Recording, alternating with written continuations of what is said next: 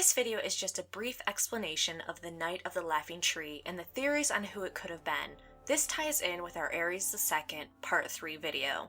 During the tourney of Harrenhal, where Lyanna Stark would eventually be crowned the Queen of Love and Beauty by Rhaegar Targaryen, Howland Reed was bullied by 3 squires who, despite being younger than Reed, were still bigger than him.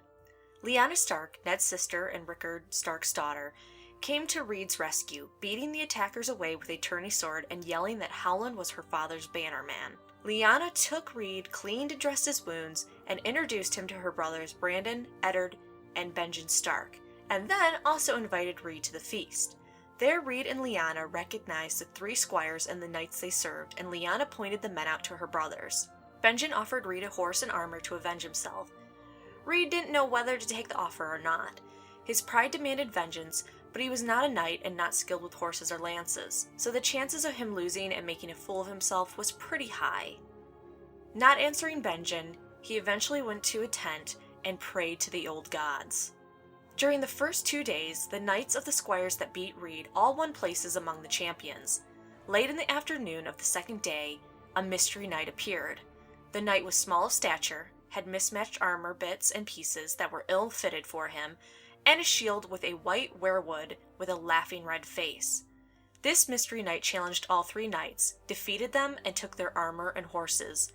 When the knights came to ransom the armor back, the mystery knight told them in a booming voice through his helm to teach their rude squires honor, which the knights did, kinda harshly.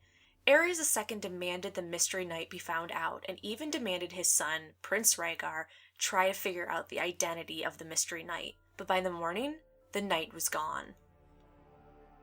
So who was the mystery knight? We don't know for certain, but we have some clues. The mystery knight knew about the squires assaulting Reed, and were motivated to avenge him. We only know that the Stark siblings and Howland Reed knew of the attack. The mismatched ill-fitting armor means the mystery knight either didn't have regular armor or couldn't wear their armor because it would give away their identity. The booming voice the mystery knight used was not a normal knight's voice and modified. The usage of the weirwood tree on the shield shows a connection to the old gods and the north. The knight's height was below average. The mystery knight was skilled enough to defeat 3 knights, but these knights weren't well known, so they might not have been that skilled. And finally, Bran didn't grow up hearing this story, suggesting the knight was a Stark or someone close to the family that didn't want to reveal the identity. These clues narrow it down to about 5 people, and a 6th person if you add in the more far out there theory. So let's discuss these 6 people, and whether they could have been the mystery knight.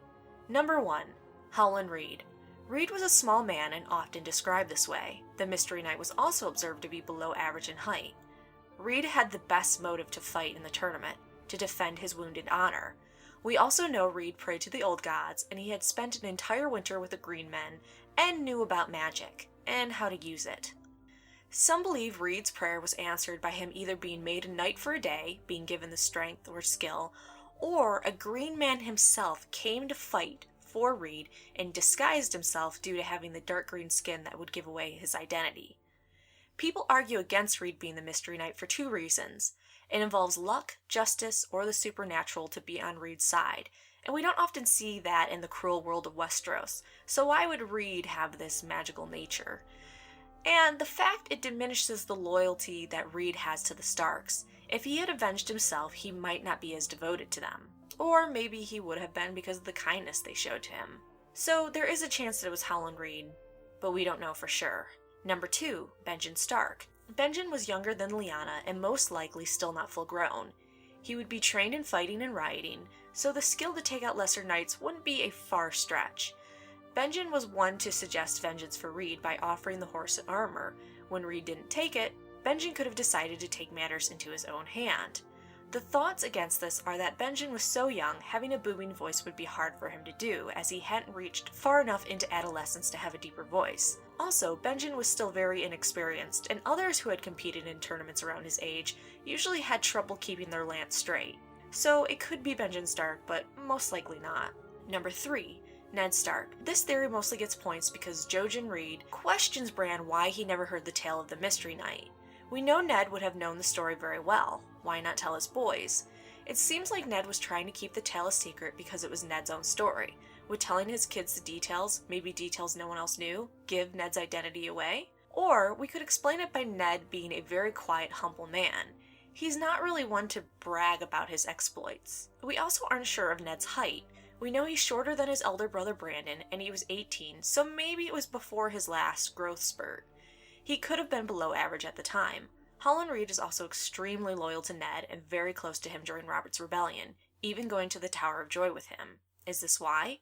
A downtick to this story is, besides not knowing his height, is the laughing weirwood tree. That is very opposite of Ned's stern nature, and I have a really hard time believing he sat and, painted out a laughing weirwood tree on a shield.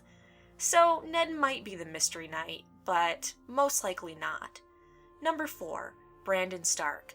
Not the best candidate for the Mystery Knight either. We know Brandon was taller than Ned, but Brandon could have been short in comparison to other men.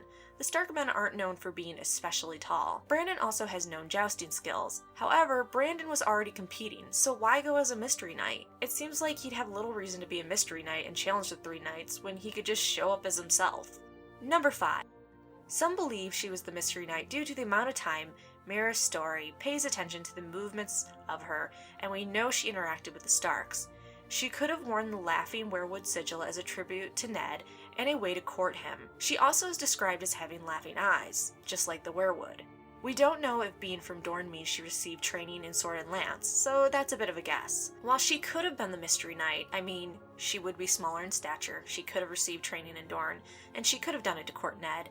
It might take away from the story that many believe shows the establishment of loyalty between House Reed and House Stark.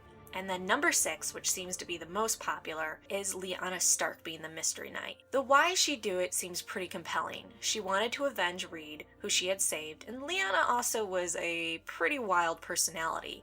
Every description we have of Lyanna is her being very much like Arya, tomboyish and a wild wolf.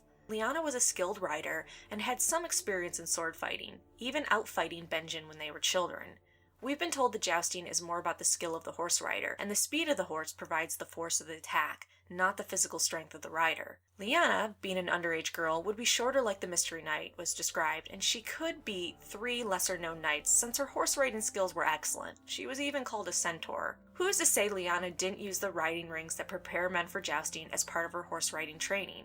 Also, the booming voice the 3 knights heard could have been Lyanna trying to deepen her voice and sound intimidating in the helmet. Other people point out that when Aerys II demanded for the Mystery Knight to be found and unmasked, that Rhaegar could have found the Mystery Knight first. Unmasking her, Rhaegar could have fallen in love with the boldness of Lyanna, especially after she gave her reasons for doing what she did, and that resulted in Rhaegar crowning her the Queen of Love and Beauty. Negative points: could Lyanna, being an underage girl, really make her voice sound that booming and stern? Also, could an underage girl, regardless of riding skills, really defeat full-grown men? I personally believe that the Mystery Knight was Lyanna and the first step in Rhaegar's love for her, but you can write your thoughts below, especially if you think it's someone not listed here.